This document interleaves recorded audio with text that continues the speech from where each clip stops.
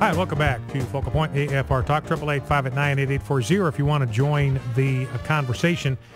Let's grab clip number 3 if we can, Rob. Now remember the left is all wigged out over civility. We're the ones that are guilty of hate speech. We use all this incendiary language. We use all this racist language. And but the blindness they have to their own culpability here is just staggering.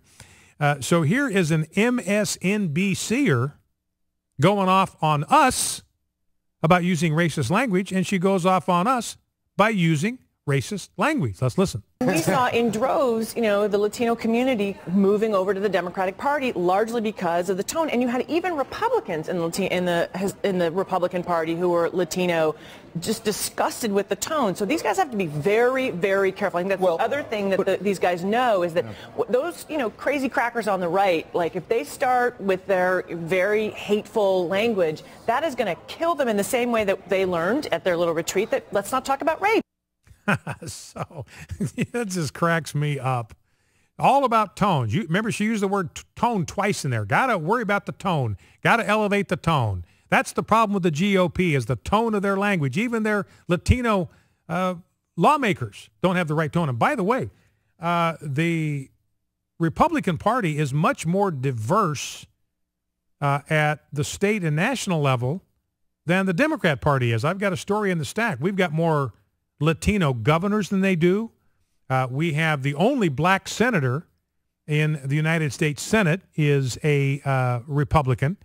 And there are several others. I don't have the story in front of me, and this was on CNN. I mean, even CNN was talking about the fact, when it comes to diversity, the GOP's actually got the Democratic Party beat all to pieces.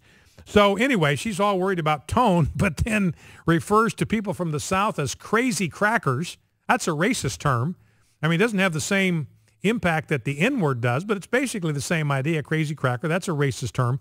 It's an insulting term, and not a whole lot of concern for tone in that statement. So she can use hateful language. Again, it's the classic double standard. She feels completely free to use hateful, racist language all she wants. We are the ones that aren't allowed. Now, here is Hillary. Speaking of hateful language, here is Hillary Clinton, and listen to whom she compares Republicans to. Let's listen. You can be partisan. You can have a strong sense of the rightness of your position. But democracy, and certainly legislative bodies, require compromise. And you can't let compromise become a dirty word because then you veer toward fanaticism. I mean, we were just talking about extremists who think it's only their way. They are the ones who have the truth. None of the rest of us have any kind of claim on what is real in their views. And so it's important in our democracies, like Australia, like the United States, that yes, be passionate, be intense about your feelings, but at the end of the day, you've got to serve the people who sent you there, and that requires compromise. So Hillary Clinton referring to conservatives under the same category as Islamic extremists in North Africa, because that's who she was talking about, the extremists, the Islamic extremists in North Africa. But no, nothing hateful about that. Nothing wrong with the tone there. Those partisan Republicans are just like the Islamic extremists that want to cut your head off. Now, Senator Reid, clip 5, still sticking with the media theme and the double standard. Bob Menendez from New Jersey, he's got a huge problem on his hands. FBI raided the office of a dentist that's his good buddy, and this dentist arranged for all these trips for Senator Menendez, who's a Democrat, to make to the Dominican Republic, where he consorted with underage prostitutes. These were prostitutes aged 14, 15, 16, somewhere in that neighborhood. Anyway, they were underage. And Menendez regularly went with this dentist. The FBI searched the dentist office today because it's a crime. If it's a crime in the United States, then it's a crime for you to do it outside the United States. And that's what Senator Menendez clearly has done. Now, he's trying to duck the issue. He's avoiding the media when they ask him uncomfortable questions about this. He was on one of the talk shows on Sunday, was on for 5 or 7 minutes. They never asked him one question about that.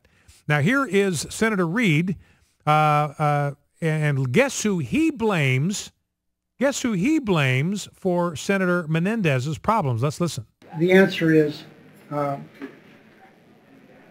I always consider the source, and all anyone here has to look at is the source where this comes from. It's a source that has brought up a lot of non-issues. I've told you how I feel about the source of this stuff. It's really very, very typical for the source. So Senator Reid says, look, the only problem here is the source.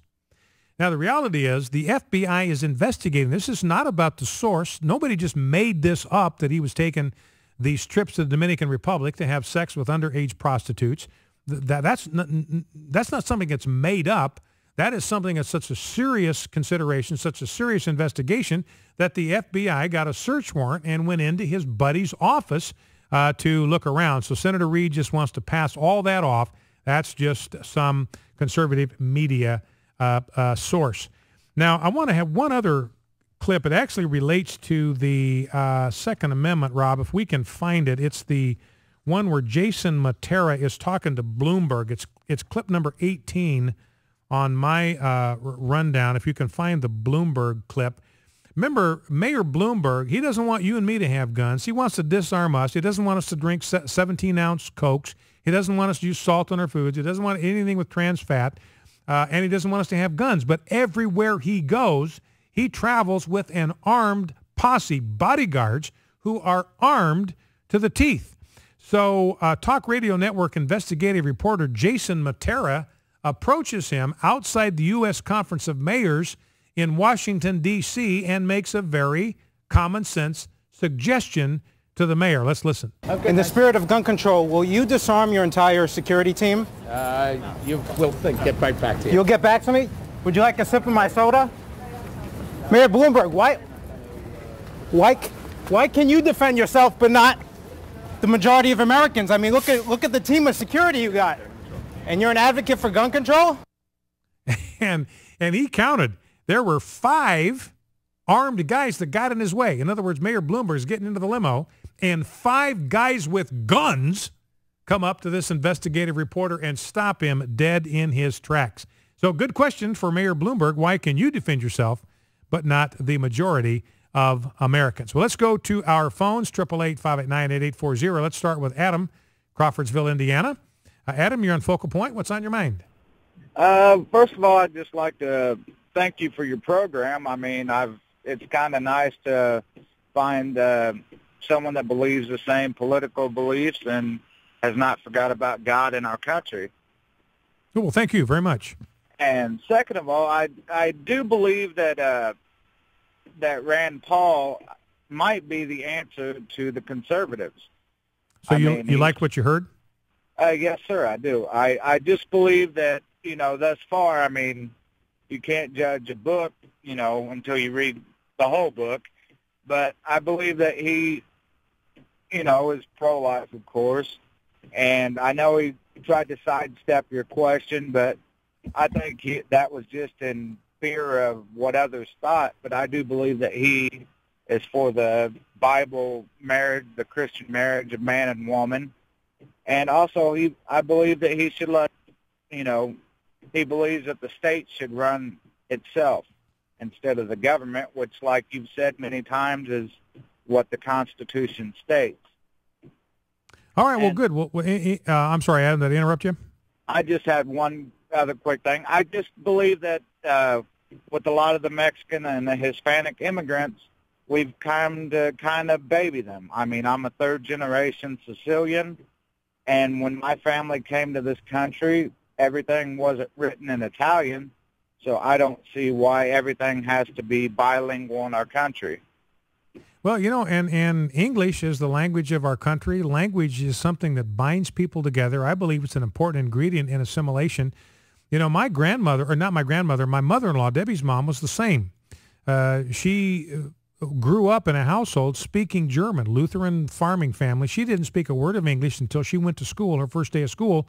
And it was language learning by immersion. And she became fluent in English very quickly because students at that age, individuals at that age can learn languages very rapidly. They can pick it up in a hurry. So she had no patience for all of this English as a second language stuff and all of this dual bilingual instruction. She had no patience for that whatsoever.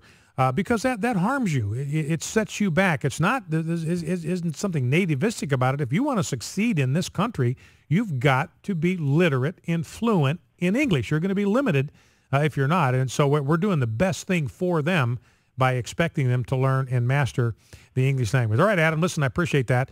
You know, and I will say about Senator Paul, when it comes to the issue of marriage, you know, that's where he was evasive, was on DOMA, the federal part of it.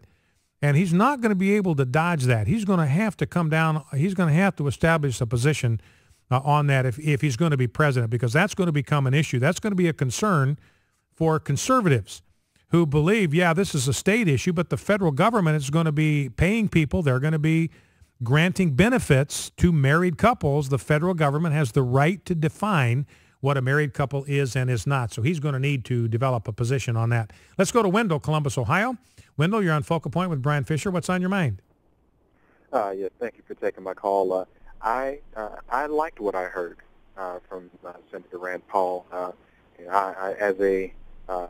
I'm an African American conservative in my 30s, so I think I represent a pretty varied cross section of the voting public, but I think that when you have someone that is willing to stand on values and not compromise for political purposes and for political expediency, and is willing to draw a line in the sand and let their positions be known, and if you agree, then you line up on their side, and if you don't, that's your choice. But one who's not going to pander just for the purposes of getting votes and getting elected, that's something that I can respect as a man and as a Christian and as a citizen.